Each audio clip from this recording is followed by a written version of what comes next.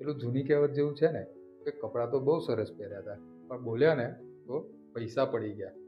એવું જ વર્તનનું છે. જો વર્તન સરખું ના હોય ને તો એની કોઈ કિંમત નથી. નીતિમત્તા અને પ્રામાણિકતા વાળું જીવન એ જો આપણે જીવ્યા હોય ને તો એની કિંમત છે. સ્વામી વિવેકાનંદ, ગાંધીજી, સરદાર પટેલ, પાંડુરંગ શાસ્ત્રીજી, આ બધાના જીવનનો એક પ્રભાવ હતો.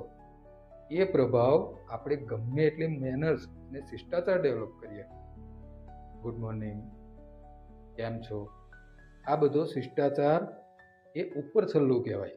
શિષ્ટાચાર ડેવલપ કરવો જોઈએ, એની ના નહીં, એ આપણે શીખવું પણ જોઈએ, પણ એના અંદર પાવર ના હોય.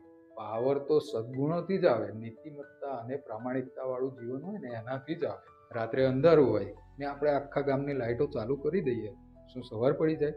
ના, એ તો પેલો જોજનો દૂરથી ઉગે ને અને એક કિરણ ધરતી ઉપર ફેંકે એટલે મસ્ત સવાર પડે. એમ તાકાત સદગુણોથી આવે, ઉપર છલ્લા દેખાવથી ના આવે. આપણે ગમે એટલા બ્રાન્ડેડ ચશ્મા, શૂઝ, કપડાં પહેરીએ, પહેરવામાં વાંધો નથી.